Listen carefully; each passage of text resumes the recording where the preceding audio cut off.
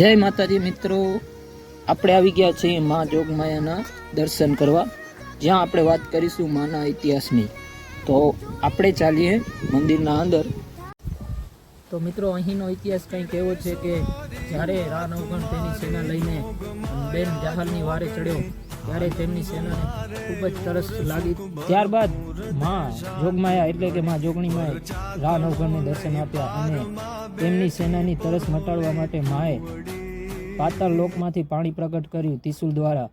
ત્યારબાદ માએ તેમની સેનાને કટકમાં પૂર્ણ રીતે જમરવાર આપ્યો હતો અને ત્યારબાદ માએ જમરવાર પછી રા નવઘણને સેનાને આજ્ઞા આપી હતી કે તો માએ તેમને આજ્ઞા આપી પછી ત્યારબાદ રા નવઘણે માને પ્રશ્ન કર્યો કે માં, આગળ તો એક મોટો દરિયો છે, તો દરિયાના પહેલી પાર મારી સેના અને હું કેવી રીતે આગળ જઈ શકીશ? તો માએ તેમને રા નવઘણજીને એમ કહ્યું, માતાજીએ તેમને કહ્યું કે તારા ઘોડા આગળ વધાર।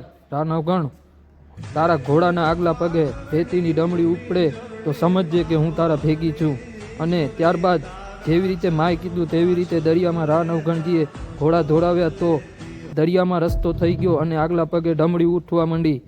ત્યાર પછી તેઓ માતાજીના કહ્યા મુજબ પછી માએ તેઓને જેવી રીતે રસ્તો બતાવ્યો તે મુજબ રા નવઘણ સંતમાં પહોંચી જાય છે અને ત્યારે સંતમાં જઈને રા નવઘણે માને વંદન કરીને જ્યારે પોકાર કરી ત્યારે માં તેમના ભાલાની અણી માથે આવીને વિરાજમાન થાય છે કાલી ચકલી બનીને।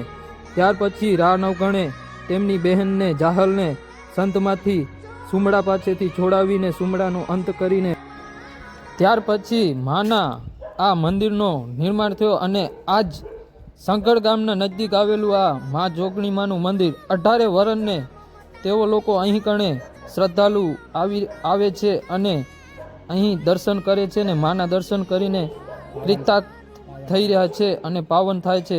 અને મિત્રો, આજ પણ માના આરતીના સમયે સાંજના સમયે માં તેમના ધ્વજ માથે શિખરના ધ્વજ માથે કાળી ચકલી બનીને વિરાજમાન થાય છે।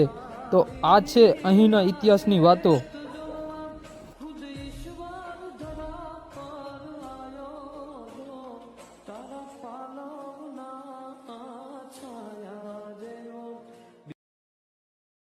આ એ જ સ્થાન છે કે જ્યાંથી માએ પવિત્ર જળનું પ્રગટ કર્યું હતું, તે આ સ્થાન છે। અને મિત્રો, આ સ્થાન આજની વખતમાં પણ અહીંથી પવિત્ર જળનું માંથી પાણી આજની તારીખમાં પણ પૃથ્વીના નીચે જે પાતાળ લોક કહેવાય ત્યાંથી વહે છે। અને મિત્રો, આ પાણીનું મહિમા પણ ખૂબ જ વધારે છે।